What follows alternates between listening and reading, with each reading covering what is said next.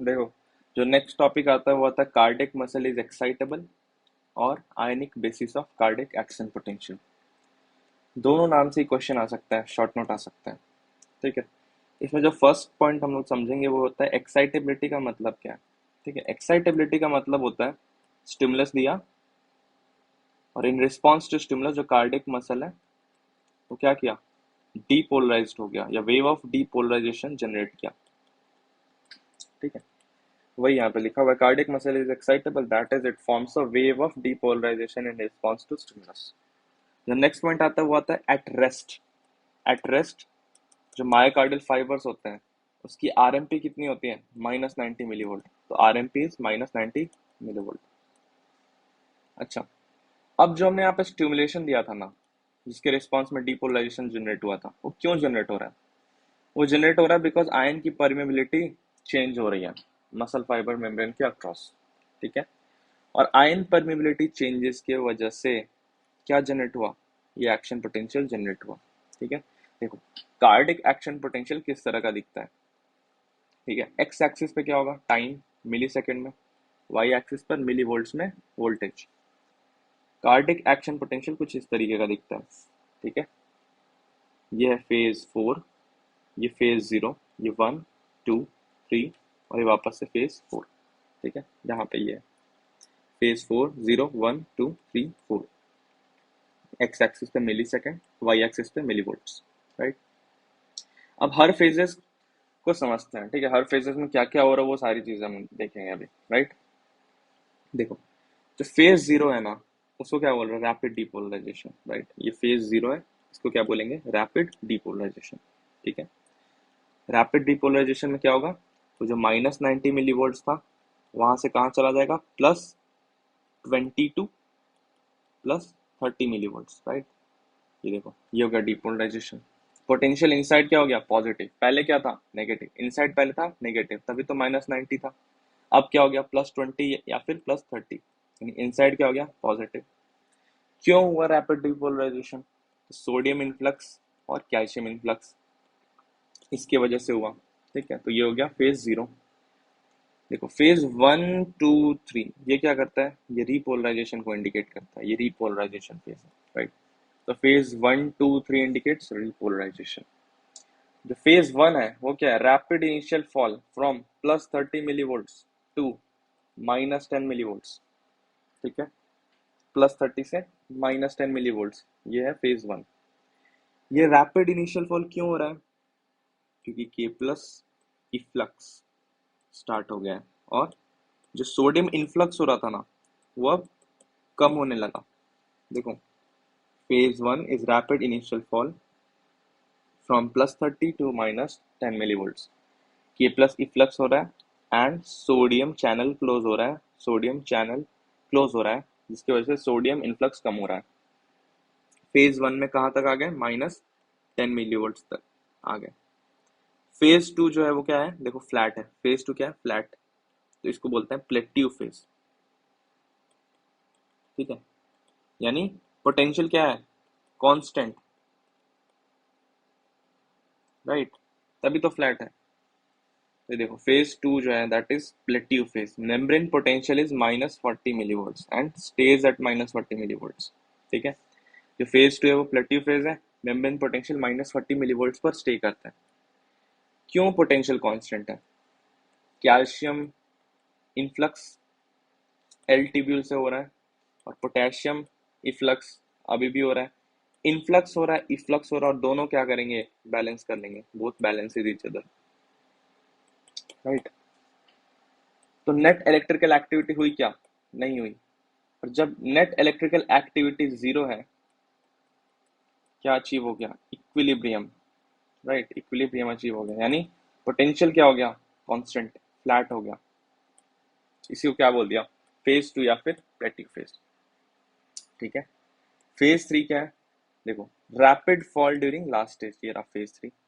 ये फेज 1 था, ये फेज 2 है, ये फेज 3 है। तो rapid fall during last stage, यहाँ पे क्या हो रहा है, मेम्ब्रेन पोटेंशियल वापस से -90 मिलीवोल्ट हो गया।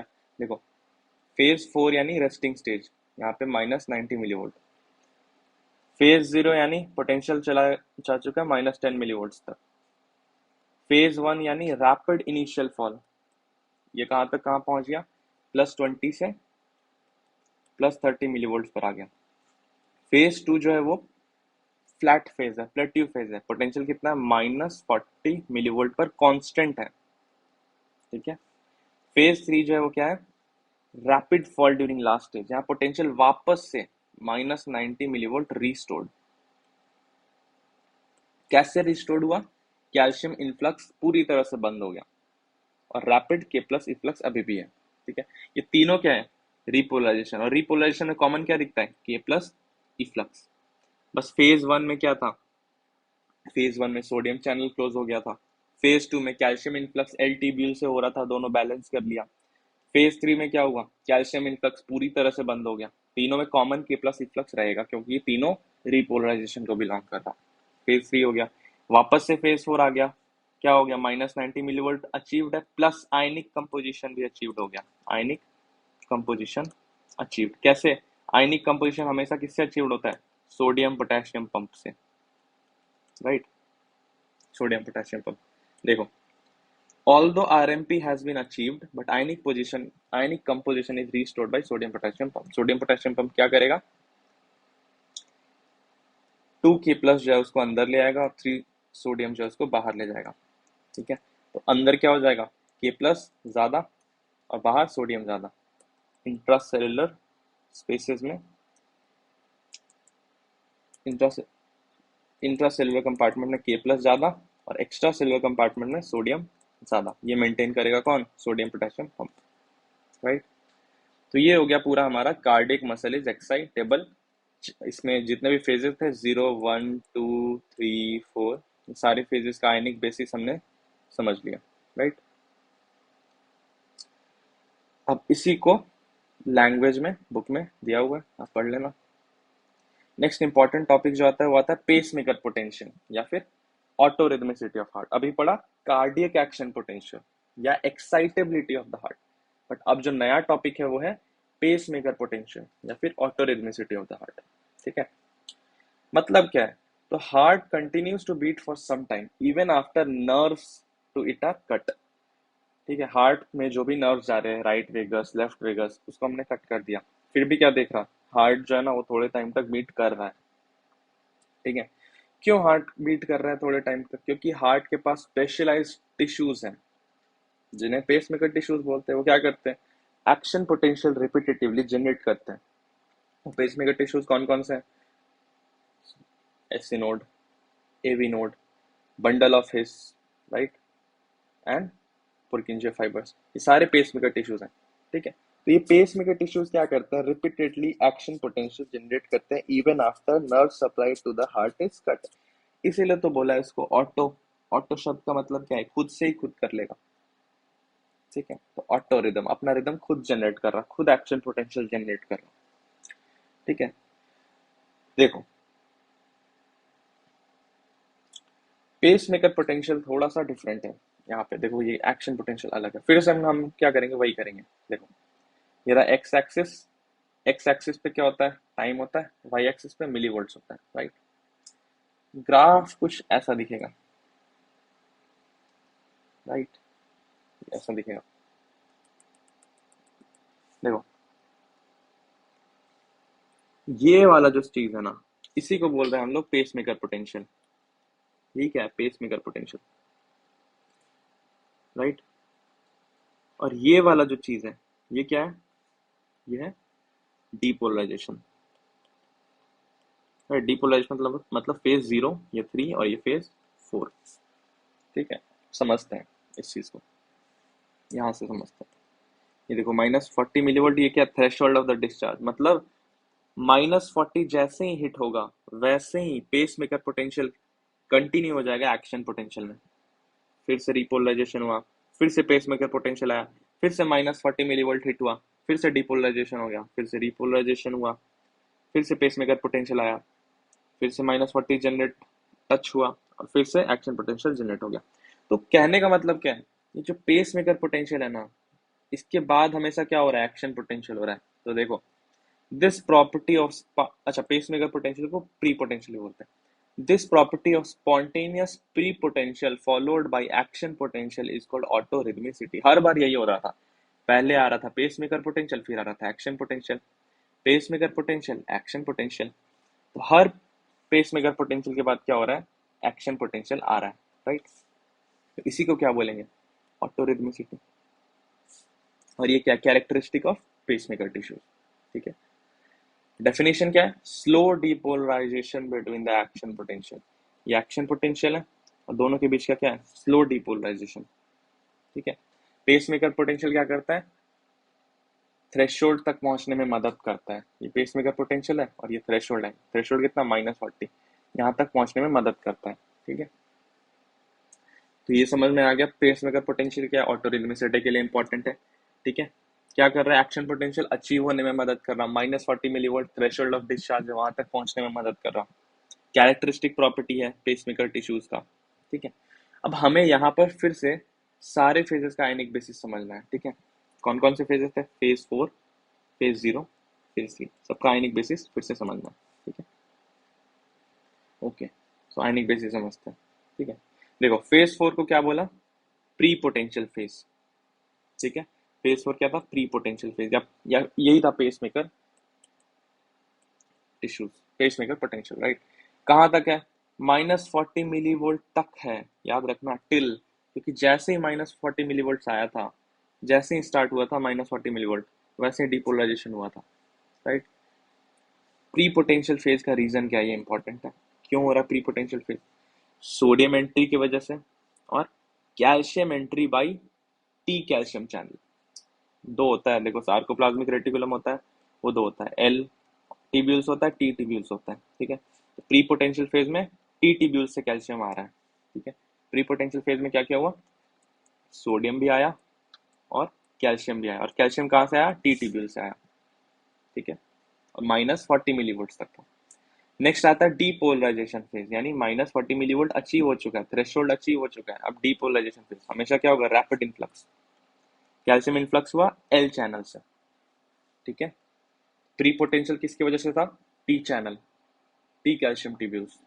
और डीपोलराइजेशन किसकी वजह से, एल टिब्यूल्स की वजह से, ठीक है। Rapid calcium influx due to L tubules, ठीक है। अच्छा, रिपोलराइजेशन किसकी वजह से होगा, वही के प्लस इफ्लक्स होने लगेगा, तो रिपोलराइजेशन हो जाएगा। K plus diffuses out rapidly and membrane potential falls rapidly toward the baseline, ये हो गया। अच्छा, एक पॉइंट यहाँ पे इंपॉर्टेंट है, पेसमेकर पोटेंशियल कैसा जनरेट हुआ, देखो ऐसा था, ये देखो, ठीक है। एक्शन पोटेंशियल कैसा होता है,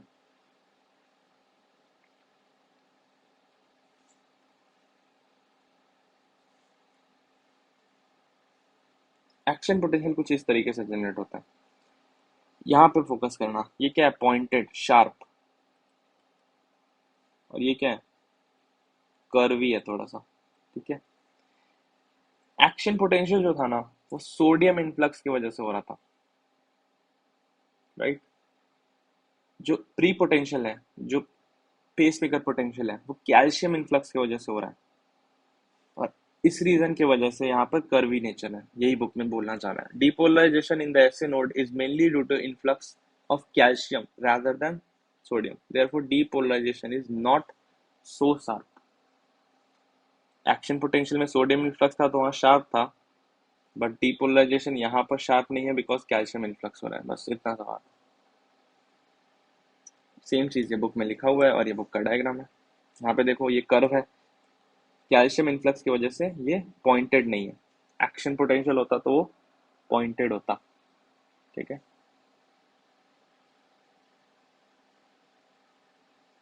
नेक्स्ट इंपॉर्टेंट टॉपिक पे देखते हैं, वो है cardiac muscle can not be tetanised. ये बहुत सिंपल सा क्वेश्चन है, 2-3 लाइन का ही आंसर है, ठीक है। तो पहले सीधा सीधा आंसर पढ़ते हैं, है क्या, cardiac muscle can not be tetanised due to the long refractory period of its action potential, ठीक है। ये देखो, ये कार्डियक एक्शन पोटेंशियल, और लकीली जो रिफ्रैक्टरी पीरियड है वो बहुत ज़्यादा लंबा है, यहाँ से यहाँ तक है, और उसमें भी जो एब्सोल्यूट रिफ्रैक्टरी पीरियड है ना, वो यहाँ से यहाँ तक है। एक चीज़ नोटिस करो, जो रिफ्रैक्टरी पीरियड है वो ऑलमोस्ट पूरे ही मैकेनिकल रिस्पॉन्स को कवर कर रहा है, राइट। ये क्या है, कार्डियक एक्शन पोटेंशियल, और ये क्या, ये है मैकेनिकल रिस्पॉन्स, और यहाँ से यहाँ तक क्या है, रिफ्रैक्टरी पीरियड। तो नोट करो, जो रिफ्रैक्टरी पीरियड है वो ऑलमोस्ट पूरे ही मैकेनिकल रिस्पॉन्स को कवर कर रहा है। देखो refractory period extend to most part of the mechanical response. ठीक है, अब टेटनाइज का मतलब क्या होता है? टेटनाइज का मतलब होता है sustained contraction. Sustained contraction, right. Sustained contraction मतलब मसल क्या करता है, कॉन्ट्रैक्ट करेगा फिर रिलैक्स करेगा। ये यहाँ से यहाँ तक क्या हुआ, कॉन्ट्रैक्शन। यहाँ से यहाँ तक क्या हुआ, रिलैक्सेशन। तो सोचो अगर रिलैक्सेशन गायब हो जाए तो मसल क्या हो जाएगा, कॉन्ट्रैक्टेड हो जाएगा क्या, यानी मसल सस्टेन्ड कॉन्ट्रैक्ट हो जाएगा। कब, जब रिलैक्सेशन पीरियड हट जाए। तो टेटनी होने के लिए क्या होना पड़ेगा, रिलैक्सेशन पीरियड हटना पड़ेगा, राइट। यहाँ पर देखो क्या हो रहा, मसल कॉन्ट्रैक्ट किया, रिलैक्स किया, पूरा ही मैकेनिकल रिस्पॉन्स जो है ना वो रिफ्रैक्टरी पीरियड में कवर हो जा रहा है। तो अगर नया इम्पल्स देंगे तो क्या फ्रेश मैकेनिकल रिस्पॉन्स जनरेट होगा? हाँ। और अगर फ्रेश मैकेनिकल रिस्पॉन्स जनरेट हो रहा है मतलब उसमें क्या है, कॉन्ट्रैक्शन पीरियड भी है, रिलैक्सेशन पीरियड भी है, तो टेटनाइज तो हुआ ही नहीं। वही तो बात है, new action potential always generates a fresh mechanical response, बस। तो cardiac muscle can not be tetanised, why? Because refractory period of its action potential बहुत लंबा है। और कितना लंबा है, इतना कि पूरे ही मैकेनिकल रिस्पॉन्स जो है ना वो एक्शन एब्सोल्यूट रिफ्रैक्टरी पीरियड में आ गया है। ठीक है, इतना लंबा है। इसलिए हमेशा जब भी एक्शन पोटेंशियल जो है ना वो हमेशा फ्रेश मैकेनिकल रिस्पॉन्स जनरेट करता है। ठीक है, टेटनी तब होता है ना जब हम मसल को रिलैक्स ही नहीं होने दे रहे। जैसे ही मसल रिलैक्स करने वाला होगा वहां पे स्टिमुलस दे देंगे, वो वापस से मसल कॉन्ट्रैक्ट हो जाएगा। ये देखो मसल कॉन्ट्रैक्टेड है, मसल रिलैक्स होने जा रहा है, स्टिमुलस दिए, वापस मसल कॉन्ट्रैक्ट हो गया, फिर रिलैक्स होने जा रहा है, स्टिमुलस दिए, वापस मसल कॉन्ट्रैक्ट हो गया। तो ये होता है, इस केस में होता है टेटनी। बट यहाँ पर वो चीज एब्सोल्यूट रिफ्रैक्टरी पीरियड में लाई कर रहा है, और एब्सोल्यूट रिफ्रैक्टरी पीरियड में कोई भी रिस्पॉन्स जनरेट नहीं होता। तो देखो नीचे अभी रिलैक्स होने वाला है, ये एब्सोल्यूट रिफ्रैक्टरी पीरियड में इम्पल्स दिए कुछ असर ही नहीं हुआ क्योंकि एब्सोल्यूट है, इम्पल्स दिए कुछ असर ही नहीं हुआ क्योंकि एब्सोल्यूट रिफ्रैक्टरी पीरियड है। अब रिलेटिव रिफ्रैक्टरी पीरियड चालू हो गया, तो हाँ अब स्ट्रॉन्गर इम्पल्स दिए तो अब रिस्पॉन्स जनरेट हुआ। बट फिर ये क्या, ये तो वापस से नया मैकेनिकल रिस्पॉन्स है, तो टेटनी तो हुआ ही नहीं, राइट, टेटनी नहीं हुआ। बस ये कई बार पूछा जाता है।